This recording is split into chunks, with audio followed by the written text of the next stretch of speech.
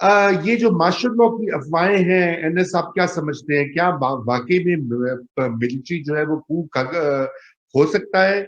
देखिए, martial law तो किसी वक्त भी लग सकता है। आपकी तारीख में आपने देखा कि मार्शल लॉ लगा ऐसे ऐसे मौके पे जबकि कोई रीज़न नहीं था कि जनाब ये मार्शल लॉ लग गया है, कोई बहुत बड़ा ऑपरेशन हो रहा है, कोई बहुत ज़्यादा हिजानी कैफियत है। इस तरह की मामलात हुए और ये अफवाह बहुत ज़्यादा फैल गई। चाट लिया, थूका चाटा, मतलब जो आप कह रहे थे कि हम ये नहीं करेंगे नहीं करेंगे, वो आप कर रहे हैं। तैयार रहे पाकिस्तानियों, हर 6 महीने के बाद इस मुल्क में फितना उठेगा। क्या इस तरह रियासतें चलती हैं? आप तोड़फोड़ कर सकते हैं, आप जलाओ घिराव कर सकते हैं, आप रास्ते बंद कर सकते हैं, फिर आप इस मुल्क में जी सकते हैं, फिर है ये आपका मुल्क, वरना यह मुल्क आपका नहीं है।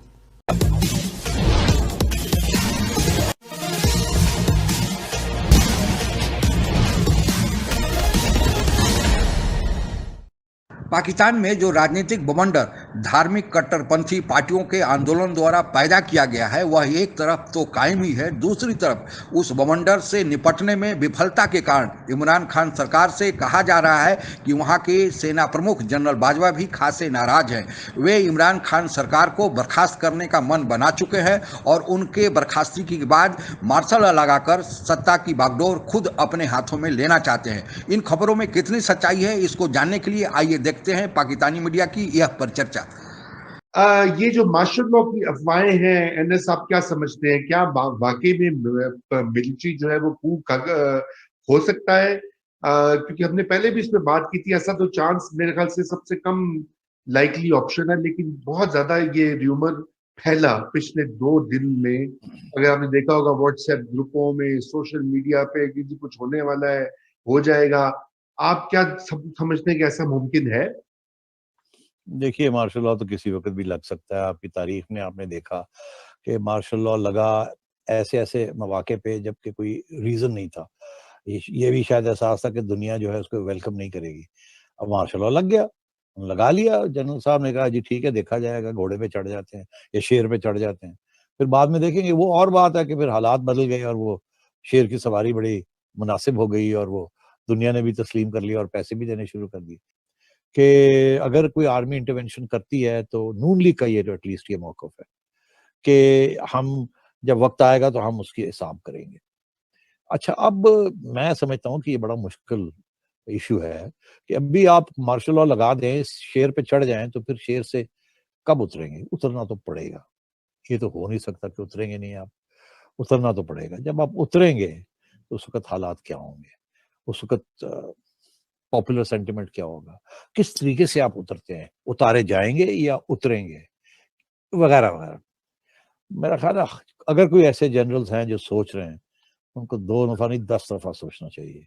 या पावर सीज करना तो बड़ा आसान है, पावर छोड़ना और उसके बाद अपने आप को प्रोटेक्ट करना और अपनी फैमिली को प्रोटेक्ट करना और इस मुल्क में रहना सीम्स वेरी डिफिकल्ट टू मी।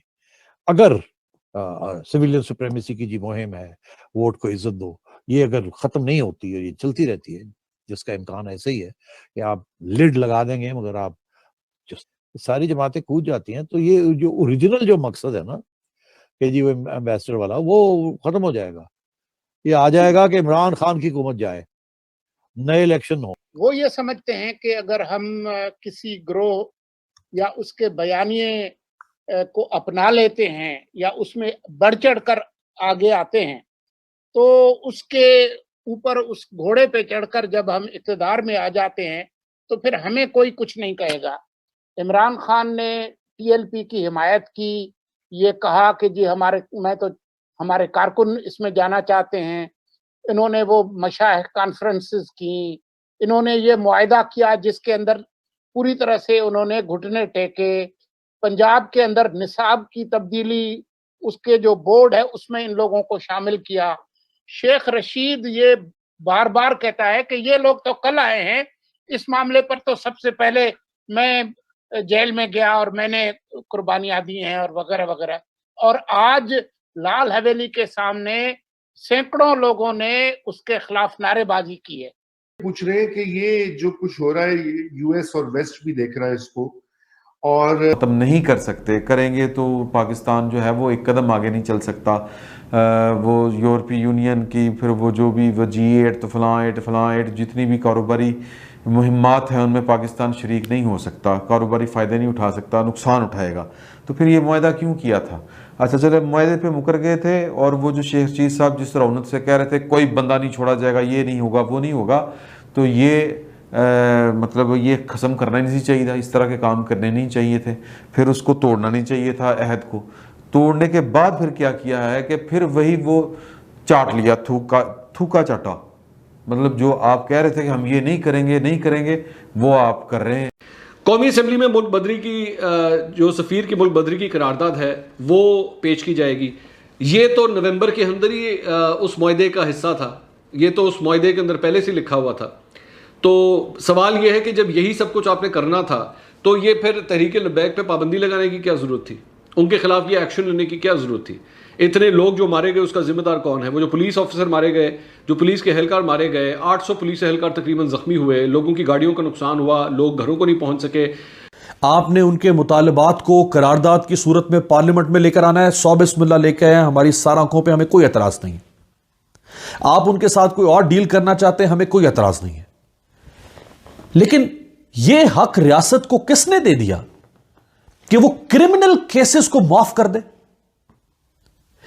जिन लोगों की गाड़ियां चलाई टीएलपी के कारकुनों ने, रियासत को हक किसने दिया कि उन मुकदमात को, फौजदारी क्रिमिनल मुकदमात को खत्म कर दे? ये crime against individual, crime against property, crime against state है, कैसे माफ कर सकते हैं आप? जिन 700 पुलिस एहलकारों को जख्मी किया इन्होंने, आइंदा कभी इस मुल्क के अंदर कोई फितना उठेगा और आइंदा अगर इस मुल्क के अंदर कोई जत्था लेकर बाहर निकलेगा, आपकी पुलिस लड़ेगी? हर दफा आप ऐसी करते हैं। जिन पुलिस वालों की शहादतें हुई 6, और दूसरी तरफ से भी शहादतें हो गई, लेकिन जिन 6 पुलिस वालों की शहादतें हुई, एक का कान काट दिया गया, डीएसपी को अगवा कर लिया गया, परसों 12 लोगों को अगवा कर लिया गया नवाकोट थाने से। यह पुलिस काम करेगी? तैयार रहे पाकिस्तानियों, हर 6 महीने के बाद इस मुल्क में फितना उठेगा। अब क्या इस तरह रियासतें चलती हैं? रियासतें चलती हैं अपनी गलतियों की इस्लाह करने पर। यह क्या मैसेज दे रहे हैं खान साहब कि अगर आपके पास ताकत है, स्ट्रीट पावर है, आप बदमाश हैं, आपके पास डंडे हैं, आप तोड़ फोड़ कर सकते हैं, आप जलाओ घिराव कर सकते हैं, आप रास्ते बंद कर सकते हैं, फिर आप इस मुल्क में जी सकते हैं, फिर है ये आपका मुल्क, वरना यह मुल्क आपका नहीं है। पाकिस्तान अपने वजूद में 1947 में आने के बाद 3 बार मार्शल लॉ यानी सेना के शासन के अधीन रहा। पहली बार मार्शल लॉ 1958 में लगाया गया और यह कुल 13 साल यानी 1971 तक चला। दूसरी बार 1977 में लगाया गया और यह 11 साल तक यानी 1988 तक चला। और तीसरी बार मार्शल लॉ 1999 में लगाया गया और यह 9 साल तक चला यानी 2008 तक। इस प्रकार कुल 74 सालों के पाकिस्तान के जीवन में 33 साल पाकिस्तान मार्शल लॉ के अधीन रहा। इस दौरान कोई चुनाव नहीं हुए और पाकिस्तान सेना के शासन के अधीन रहा। जब चुनाव हुए भी पाकिस्तान में, तब भी वहां सेना की दखलंदाजी राजनीति में ज़्यादा रही और सेना ही पर्दे के पीछे से शासन करते रही है। और जो भी शासक चुन के आए हैं वे सेना के हाथ के कठपुतली बनते जा रहे हैं या बने रहे हैं। इसलिए इस बार भी यह अफवाहें आ रही हैं कि अब की बार भी जो कारण बताए जा रहे हैं, जो पाकिस्तान की स्थिति गंभीर बनी हुई है, तो पाकिस्तानी सेना वहाँ के सरकार को बर्खास्त कर खुद मार्शल लॉ लगाएगी और सत्ता की बागडोर अब सीधे अपने हाथ में ले लेगी। हालांकि पाकिस्तान में लंबे समय तक सेना की दखलंदाजी शासन में न हो, पर्दे के पीछे से सेना शासन में हस्तक्षेप न करे, इसके लिए पीडीएम के बैनर तले सारे विपक्षी दल आंदोलन चला रहे हैं। लेकिन उसका कोई भी प्रभाव पाकिस्तानी सेना पर नहीं पड़ा है, क्योंकि पाकिस्तानी सेना जो है वह अपनी मनमानी हमेशा से करते आ रही है। इसलिए अभी भी यह अफवाहों का बाजार गर्म है कि इमरान खान की सरकार की बोरिया बस्तर अब बंधने जा रहा है। आप अगर हमसे जुड़ा रहना चाहते हैं तो कृपया मेरे चैनल को सब्सक्राइब करें तथा बेल आइकन भी दबा दें ताकि नई वीडियो की जानकारी तुरंत आप तक पहुंच जाए। धन्यवाद। जय हिंद।